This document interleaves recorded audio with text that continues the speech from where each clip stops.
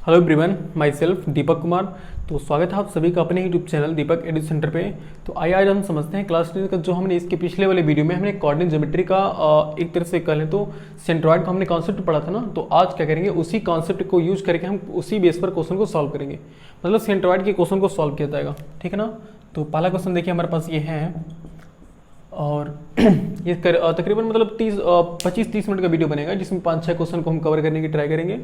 और ये जितने भी क्वेश्चन हम सॉल्व करेंगे ना वो किसी न किसी प्रीवियस ईयर में आए हुए क्वेश्चन है, यानी कि एक तरह से कह लें तो हम आज की इस वीडियो में प्रीवियस ईयर क्वेश्चन को सॉल्व करेंगे, ठीक है।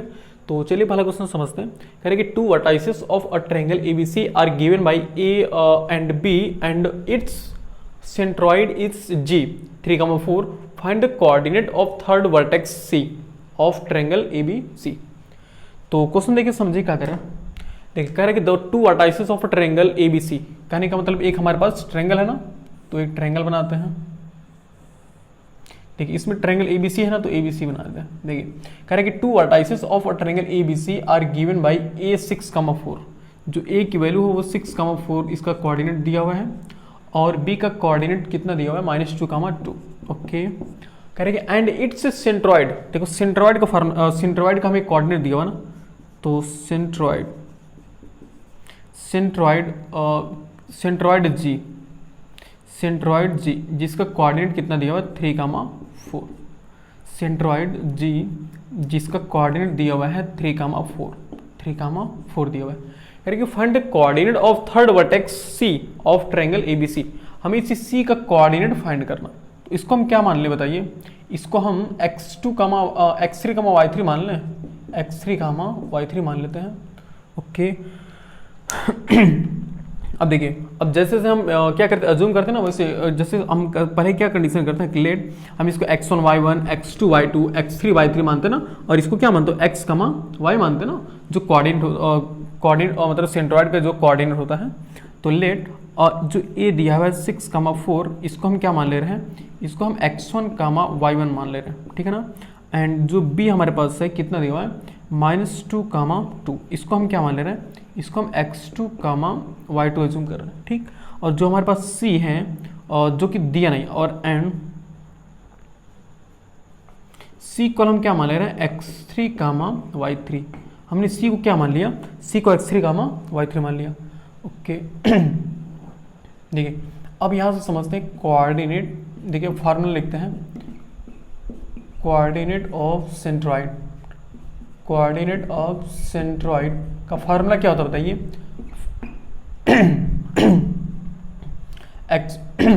फार्मूला क्या होता है बताइए, x1 plus x2 plus x3 अपान 3 y1 क्या होता है y1 plus y2 plus y3 अपान 3, ये तो हमारा होता है ना फॉर्मूला। और देखिए कोऑर्डिनेट ऑफ सेंट्रॉइड कितना दिया हुआ है, देखिए कोऑर्डिनेट ऑफ सेंट्रॉइड कितना दिया हुआ 3,4 दिया हुआ ना, तो यहाँ पर हम पुट करेंगे 3,4। ओके, और ये इक्वल है किसके, देखिए x1 plus x2 plus x3, तो x1 plus x2 plus x3, x1 कितना है 6 प्लस x2 कितना है -2 और x3 तो x3 है, यानी कि ये है -2 और ये है प्लस x3 और इसकी होल डिवाइडेड बाई 3 कमा y1 plus y2 plus y3, तो y1 plus y2 plus y3 यानी कि 4 plus 2 plus y3, 4 plus 2 plus y3 अपान 3। ओके अब देखिए समझते हैं, ये 3,4 हो गया। ओके इक्वल, और इस अच्छा बताइए ये माइनस है ना, तो 6 - 2 कितना हो गया 4 प्लस x3 अपान 3 कामा 4 2 कितना हो गया 6 प्लस y3 अपान 3। ओके अब देखिए, अच्छा यहाँ से एक बात समझिए, ये क्या ऑप्सिका है ना, और ये क्या है ऑर्डर, और ये क्या है ऑप्सिका, ये क्या है ऑर्डर। तो ऑप्सिका की इक्वल होगी ना, देखो ये ऑप्सिका की इक्वल होगी और ऑर्डर की इक्वल होगा। तो हम यहाँ से लिख सकते हैं और 3 = 4 प्लस x3 अपान 3। इसमें कंफ्यूज तो नहीं हो रहा ना, देखो ऑर्डर हमेशा मतलब ऑप्सिका के इक्वल होगा और ऑर्डर के ही तो इक्वल होगा ना। तो वहाँ से 3 कॉलम ने कर लिया, देखो 3 कॉलम ने कर लिया 4 प्लस x3 अपान 3। तो यहाँ से अपान 1 करके क्रॉस मल्टीप्लाई कर लो, तो 3 3 9 = 4 प्लस x3, यानी कि यहाँ से x3 कितना आ जाएगा 9 माइनस 4, यानी कि x3 हमारे पास कितना आ गया 5। अब देखिए और सेम वही काम यहाँ भी करेंगे ना, तो यहाँ पर देखो 4 को हम किसके इक्वल करेंगे, 4 को हम इक्वल करेंगे 6 प्लस y3 अपान 3। ओके, अपान 1 करके हम क्रॉस मल्टीप्लाई कर लें तो ये हो जाएगा 3 4 जा 12 इक्वल 6 प्लस y3। ओके, तो ये अगर y3 की हम वैल्यू निकालना चाहें तो कितना हो जाएगा 12 माइनस 6, देन y3 कितना हो गया हमारे पास 6। सो देखिए हमारा आंसर तो आएगा ना, देखो हमें x3 की वैल्यू निकल गई, y3 की वैल्यू निकल गई, और हमने क्या c को क्या माना था, c को हमने माना था x3 का y3 माना था ना, तो यहाँ पर लिखेंगे so coordinate of point C equal कितना हो जाएगा बताइए 5,6 हो जाएगा ना, क्योंकि x3 y3 हमने माना था, हमने x3 y3 को माना था, तो x3 हमारे पास है 5 और y3 है 6, तो ये हो गया 5,6, ये हमारा हो गया आंसर। ठीक है ना, तो देखिए कितना इंटरेस्टिंग क्वेश्चन था, और ये सीबीएसई में एक बार 2 बार सीबीएसई 2005 में पूछा गया क्वेश्चन था, तो इसको नोट कर लीजिए। फिर अगला क्वेश्चन लगाते हैं।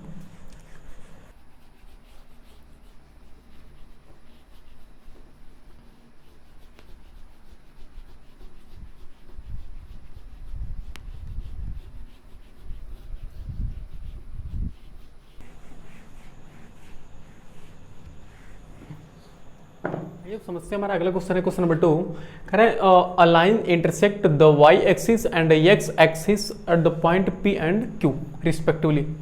कह रहे कि if 2, -5 is the mid point of pq then find the value of p and q। Okay, तो हमें इसकी वैल्यू फाइंड करनी है। चलिए देखते हैं, एक काम करते हैं ना, फिगर बना लेते हैं, फिगर बनाने से क्वेश्चन एकदम बिल्कुल अच्छे से समझ में आएगा।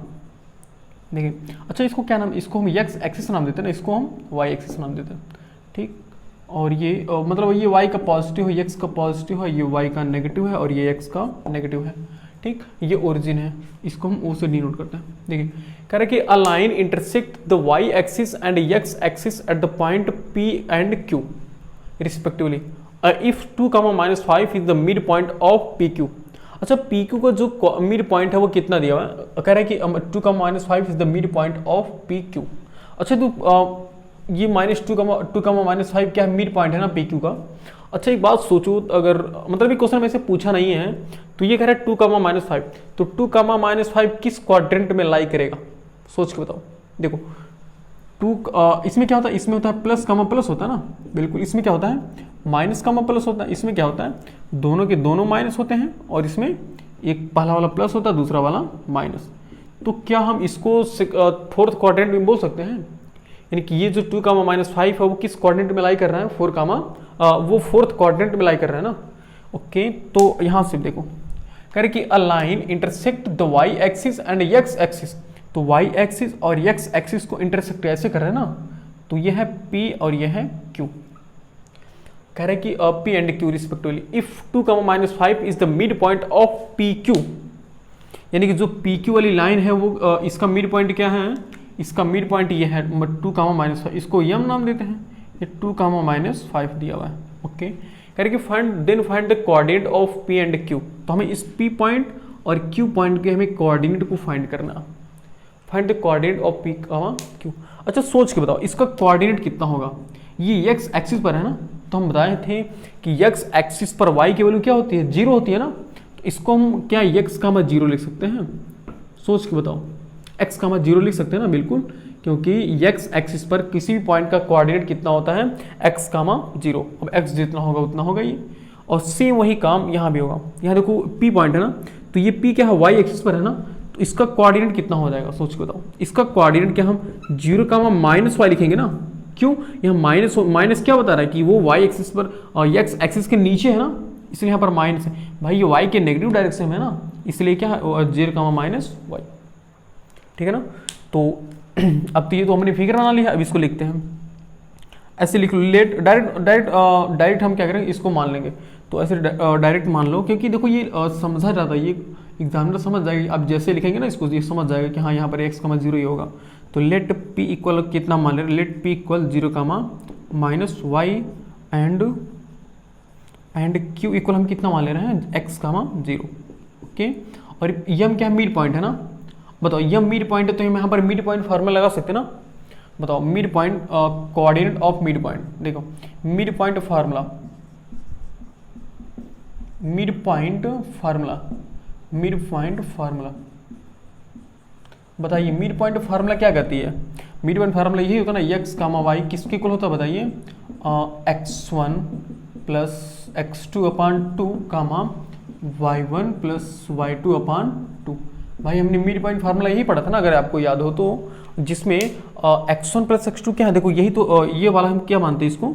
देखो इसको हम x1 कामा x2 मानते हैं, और इसको हम मानते हैं x1 कामा y1, और इसको हम मानते हैं x2 कामा y2 मान लेते हैं। और जो ये मिड पॉइंट इसको हम क्या x कामा y ही तो मानते हैं ना, ऐसे ही मानते हैं।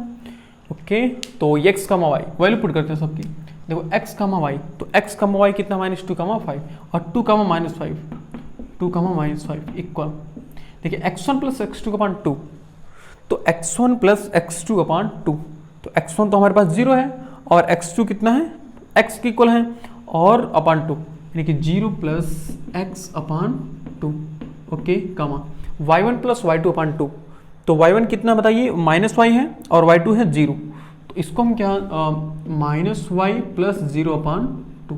ओके, अब सेम वही काम, देखो यहाँ पर ऑप्सिका के इक्वल और आर्डर के इक्वल होगा, तो यह है ऑप्सिका के इक्वल और आर्डर के इक्वल, तो हम यहाँ से लिख सकते हैं 2 इक्वल, अच्छा 0 प्लस x का मतलब x अपॉन 2 ही तो होगा ना, अपॉन 1 करके हम क्रॉस मल्टीप्लाई कर लें, तो ये 2 2 हो जाएगा 4 इक्वल x, यानी x इक्वल कितना हो गया? 4।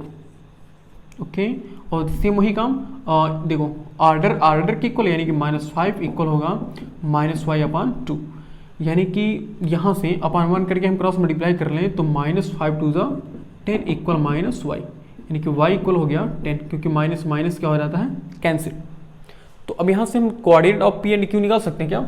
ऐसे देखो आंसर लिखते हैं, सो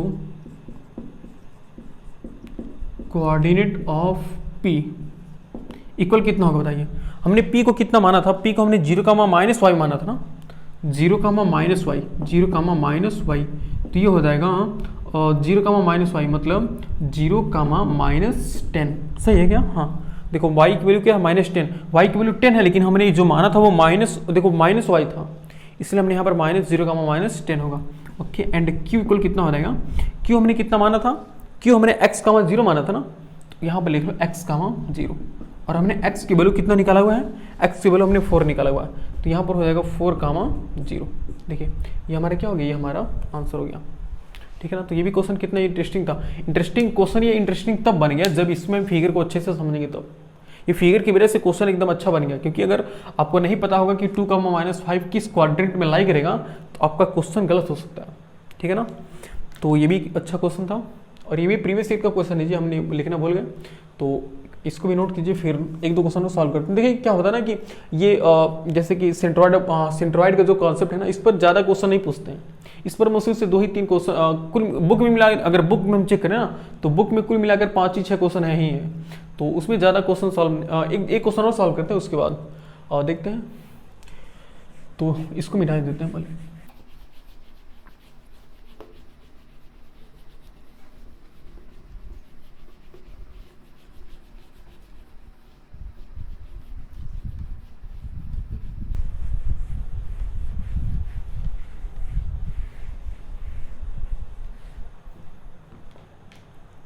आइए समस्या हमारा अगला क्वेश्चन नंबर पता नहीं 3 4 था ऐसा कुछ, कह रहे कि the mid point of the side BC CA and AB of a triangle ABC are DE and F respectively, find the coordinate of the vertices of the triangle, यानी कि हमें ट्रायंगल के वर्टाइसेस का कोऑर्डिनेट फाइंड करना है।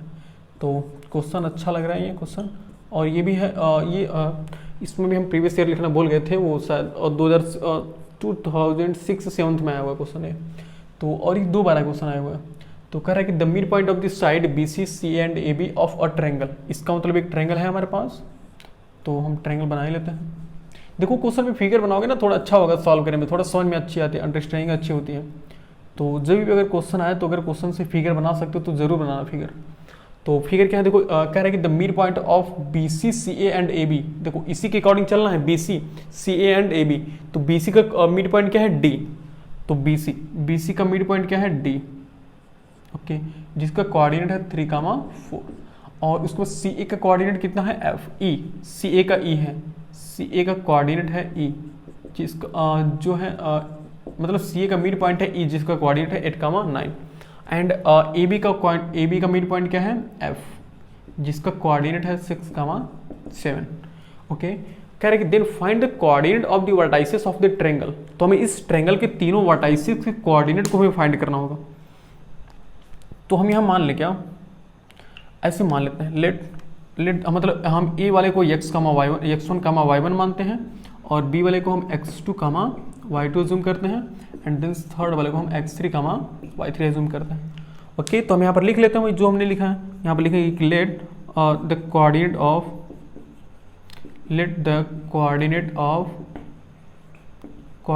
Of A equal कितना मान ले रहे हैं x1, y1 and the coordinate of B equal हम कितना मान ले रहे हैं x2, y2। ओके, और कोऑर्डिनेट ऑफ सी इक्वल हम क्या मान ले रहे हैं x3, y3। ओके, हमने देखो x1, y1, x2, y2, x3, y3 हमने एज्यूम कर लिया। अब उसके बाद हमें क्या करना है, तीनों ट्रायंगल के वर्टाइसेस को फाइंड करना है। तो वर्टाइसेस को कैसे फाइंड किया जाए, कोई तरीका बताएंगे? सोच के बताइए, सोचो, वीडियो को पॉज करो, सोचो एक बार, फिर इस वीडियो को देखना, ठीक है ना। तो यहाँ से एक अच्छा तरीका ये भी हो सकता है कि जब ये तीनों के तीनों मिड पॉइंट हैं, देखो कह रहे हैं कि the mid point of the side, जब मिड पॉइंट है और हम जानते हैं कि किसी भी वर्टेक्स को उसके अपोजिट साइड के मिड पॉइंट को ज्वाइन करने वाली जो लाइन होती है उसी को हम क्या बोलते हैं, उसी को तो हम मीडियन बोलते हैं ना। ये क्या है, एक तरह से बोलो तो ये क्या है, मीडियन ही तो है ना। देखो ये हमने मीडियन बना दिया, ठीक है ना। और उसी तरह से अगर ए को हम डी से मिला दें एंड ई को बी से मिला दें तो ये जो पॉइंट बीच में आ रहा है ये क्या बन जाएगा, ये सेंट्रॉइड बन जाएगा ना। और अभी हमने इसके पिछले वीडियो हमने वही सीखा था कि सेंट्रॉइड जो सेंट्रॉइड होता है वो मीडियन को 2:1 की रेशियो में क्या करता है, डिवाइड करता है ना। तो यहाँ से अगर हम देखो, यहाँ से हम क्या करेंगे, अच्छा 2:1 की रेशियो में डिवाइड करेगा, तो वहाँ से हम निकाल सकते हैं क्या इसको, सोचिए।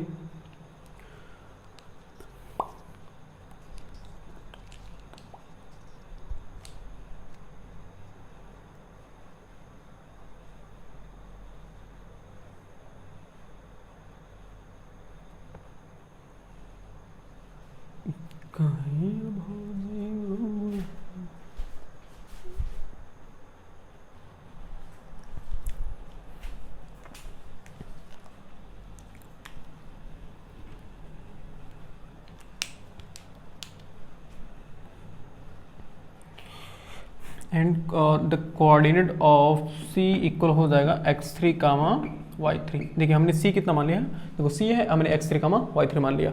ओके, अब समझते हैं, और ये कहाँ से आ गया यार,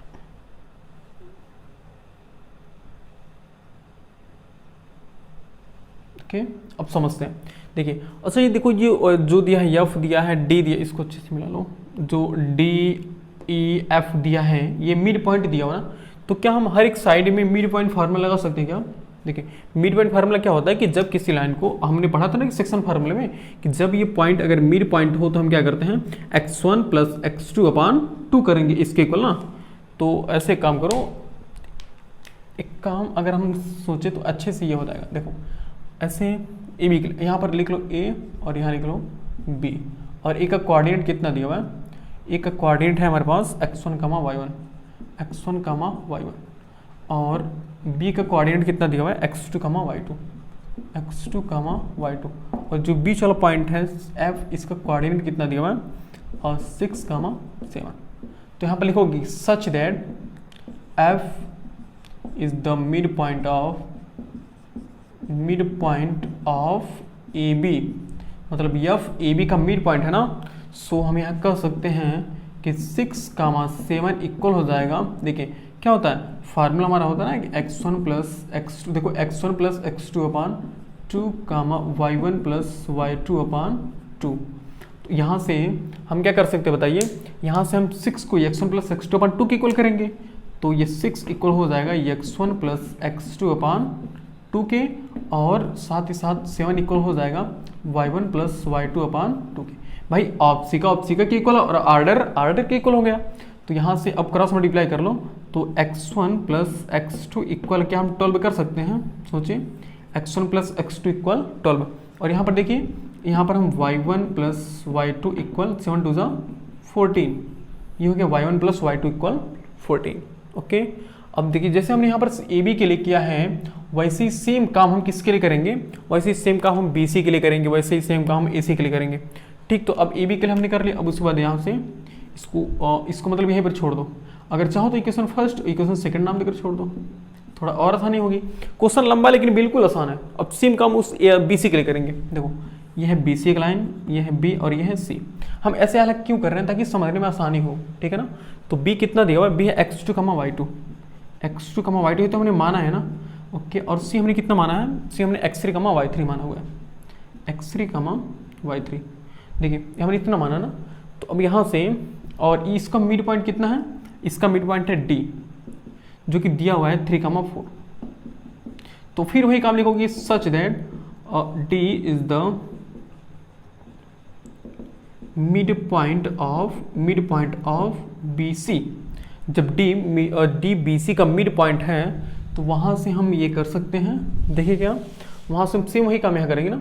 सो जब डी बी सी का मिड पॉइंट है, तो हम कह सकते हैं डी कितना दिया हुआ, देखो 3, 4 है, तो 3, 4 इक्वल हो जाएगा किसके, देखिए x1 प्लस x2, यानी कि x2 प्लस x3 हो जाएगा ना। ये x2 plus x3, x2 plus x3 अपान 2, y2 प्लस y3 अपान 2, y2 प्लस y3 अपान 2, ये हो गया। अब यहाँ से देखिए, अब सेम वही काम, ऑब्जिकर के इक्वल और आर्डर के इक्वल। तो एक मिनट चेक कर ले, क्या ये कैमरे में दिखाई दे रहा है, बिल्कुल दिखाई दे रहा है। तो यहाँ से हम 3 को इक्वल कर लेंगे x2 प्लस x3 अपान 2, और 4 को हम इक्वल कर लेंगे y2 प्लस y3 अपान 2 से। ओके, क्रॉस मल्टीप्लाई कर लो, तो x2 प्लस x3 किसके इक्वल हो गया, 3 टू 6 के इक्वल। और यहाँ देखो, अगर y2 प्लस y3 किसके इक्वल हो जाएगा, 4 टू 8 के। यानी कि यहाँ से ये 2 इक्वेशन और हमें मिल गए ऐसे। इसको भी ऐसे बॉक्स बना के छोड़ दो।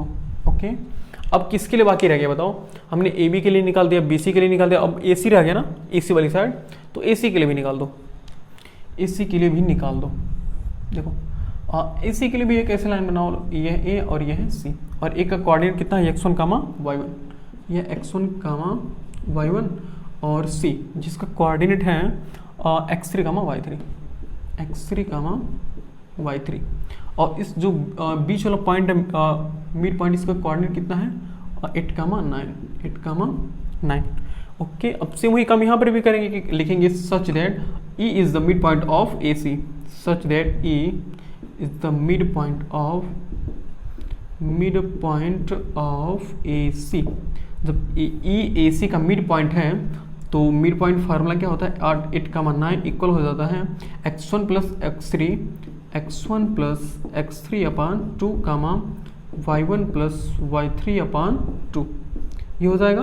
अब हम सेम वही काम ऑप्सिका, देखिए ऑप्सिका के इक्वल और आर्डर के इक्वल हो जाएगा। तो यहाँ से 8 इक्वल हो जाएगा, देखिए 8 इक्वल हो जाएगा x1 प्लस x3 अपान 2 के, और उसके बाद 9 किसके इक्वल हो जाएगा, y1 प्लस y3 अपान 2 के इक्वल हो जाएगा, ठीक है ना। अब अपान 1 करके क्रॉस मल्टीप्लाई कर लेंगे, तो x1 प्लस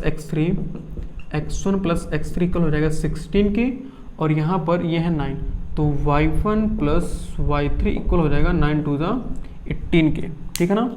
तो ये x1 प्लस x3 इक्वल हो गया 16 के इक्वल, और y1 प्लस y3 इक्वल हो गया 18 के इक्वल, ठीक है ना। तो देखिए हमने यहाँ से कितने क्वेश्चन बना लिए। अगर बात करें तो हमने देखो 1 2 3 4 5 6 इक्वेशन बना लिए ना।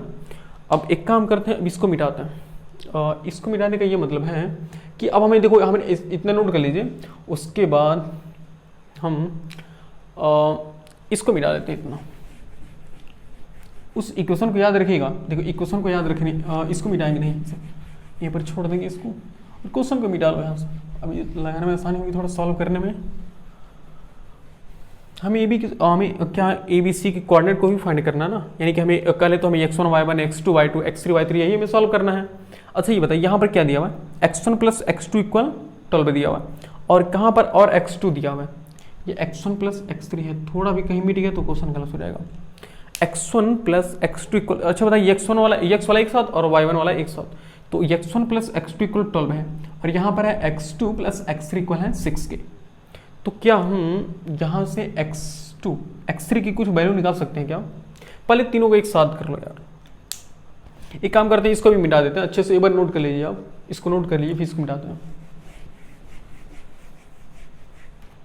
देखो x वाले को एक साथ कर लो, यानी कि x1 प्लस x2 इक्वल कितना दिया हुआ है 12, और x2 प्लस x3 कहाँ पर है, हाँ वहाँ पर है 6, x2 प्लस x3 इक्वल है 6 के, और एक है ना, हाँ x1 प्लस x3 है, एक है x1 प्लस x3 किसके इक्वल है, और 16 के इक्वल है। उसके बाद y1 देखो, y1 प्लस y2 इक्वल है किसके, यह 14 के, और y2 प्लस y3 किसके इक्वल है 8 के, और y1 प्लस y3 की इक्वल है 18 के। ओके, अब देखिए, अब हमें इन तीनों इक्वेशन की हेल्प से हमें सॉल्व करना है। तो यहाँ देखिए, अच्छा देखो यहाँ पर क्या दिया हुआ है, x1 प्लस x3 इक्वल है 16 के ना, तो यहाँ से हम x3 की कुछ वैल्यू निकाल सकते हैं क्या? x3 की हम वैल्यू निकाल सकते हैं 16 माइनस x1, बोलो x3 की वैल्यू हम लिख सकते हैं 16 माइनस x1 लिख सकते हैं ना।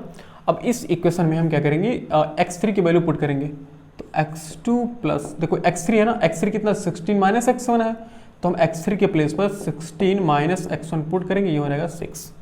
तो ये हो गया x2 माइनस x1 इक्वल, इसको उधर लेकर जाओगे तो 6 माइनस 16, यानी कि x2 माइनस x1 इक्वल हो गया माइनस ऑफ 10 के इक्वल।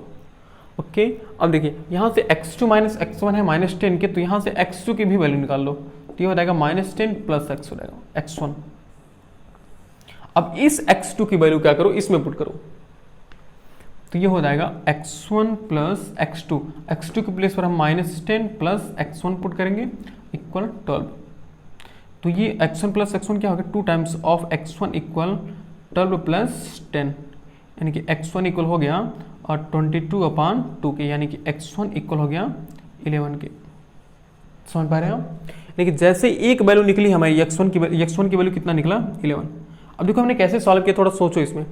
देखो हमने सबसे पहले देखो 3 इक्वेशन तो हमें दिया था, ऐसे लिख लो 3 इक्वेशन, फर्स्ट, सेकेंड, थर्ड, यह है 4th, 5 और यह है 6। ये इसको इक्वेशन हटाई दो, तभी ये देखो हमने ऐसे लिख लिया।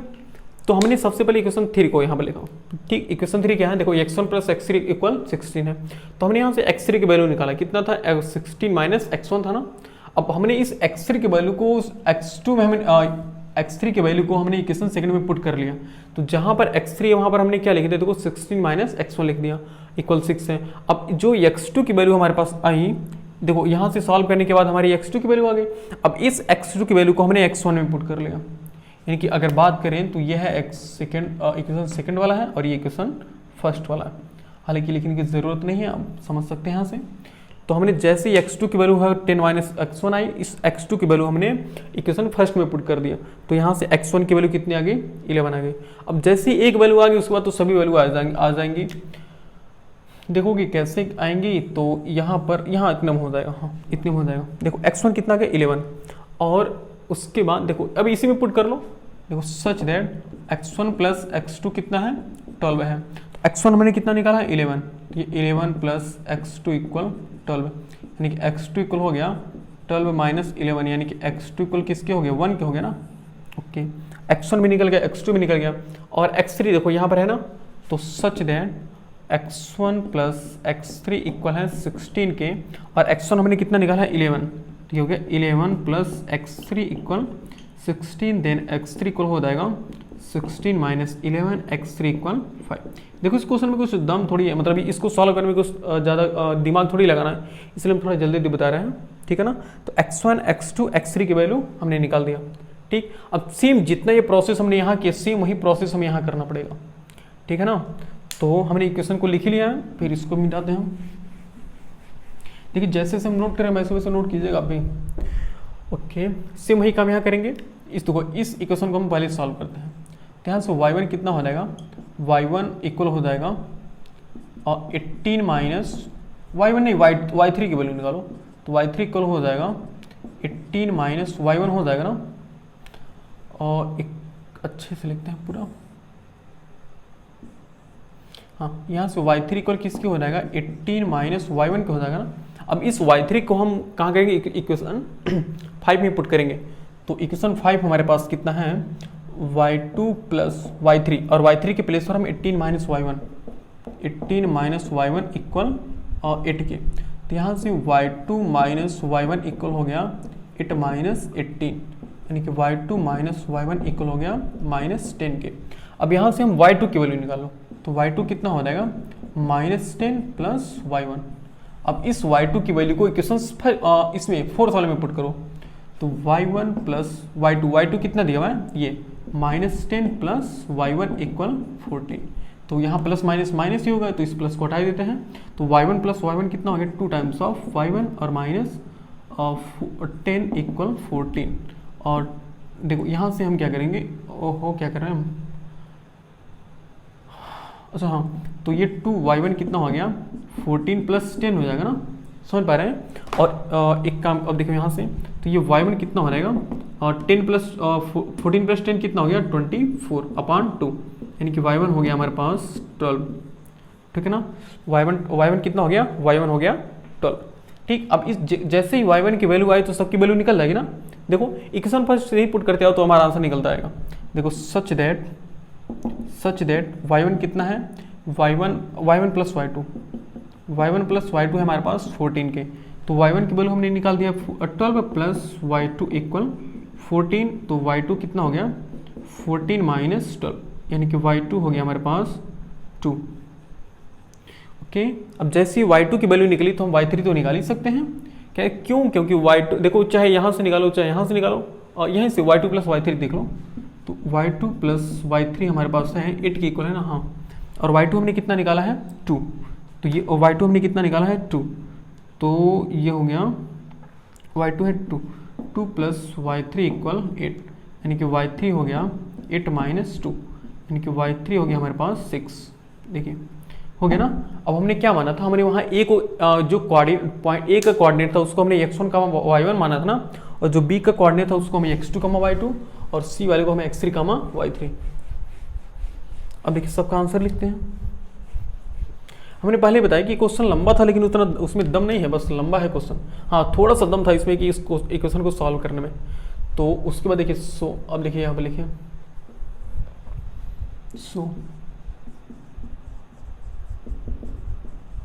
कोऑर्डिनेट्स ऑफ ए, हमने कितना माना था x1 y1 माना था ना, तो a की वैल्यू कितना हो जाएगी, x1 y1। x1 कहाँ पर है, x1 हमने माना था 11 y1 हमने कितना माना है, y1 हमने कितना निकाला है, y1 कहाँ पर गया 12, यहाँ पर है 12, ये हो गया 12, यानी कि 11 12 हो गया। और कोऑर्डिनेट ऑफ b इक्वल क्या था, हमने माना था x2 y2 माना था।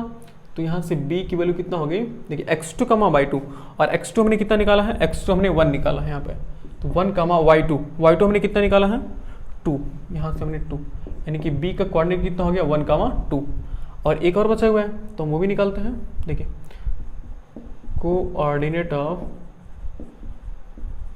ऑफ c इक्वल कितना हो गया, x3 y3 हमने माना था, इसको भी x3 y3 माना था। और c इक्वल देखिए x3 कितना हमने निकाला है, x3 हमने 5 निकाला है, ओके, और y3 हमने कितना निकाला है 6, तो ये हो गया 6। यानी कि हमने देखो तीनों कोऑर्डिनेट निकल गए ना, यानी कि a जिसका कोऑर्डिनेट है x11 12, b जिसका कोऑर्डिनेट है a1 2, और c जिसका कोऑर्डिनेट है 5 6। तो देखो ये क्वेश्चन कितना इंटरेस्टिंग था और कितना अच्छा भी क्वेश्चन था, और साथ ही साथ ये क्वेश्चन बड़ा था। ये 2017 में पूछा गया क्वेश्चन था CBSE में, ठीक है ना। तो एक काम कीजिए, इस क्वेश्चन को नोट कर लीजिए। और हाँ देखिए आज की वीडियो को हम यहीं पर थोड़ा एंड करते हैं, क्योंकि टाइम कुछ ज़्यादा हो गया, थोड़ा हाथ में भी लग गया। तो अब क्या करिए आप इस मतलब देखिए एक तरह से कहना तो सेंट्रॉइड पर ना उसने सेंट्रॉइड ऑफ ट्रायंगल पे ज़्यादा क्वेश्चन नहीं मिलेंगे आपको, एक ही दो क्वेश्चन मिलेंगे।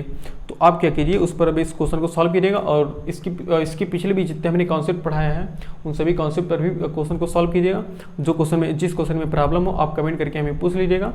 तो अब आगे वाला जो हमारा लेक्चर आएगा वो लेक्चर आएगा एरिया ऑफ ट्रायंगल पे, ठीक है ना। एरिया ऑफ ट्रायंगल पे आएगा, उसके बाद हम उस पर क्वेश्चन सॉल्व करेंगे, उसके बाद देखा जाएगा फिर। तो आज के लिए बस इतना ही, मिलते हैं नेक्स्ट वीडियो में, तब तक के लिए जय हिंद।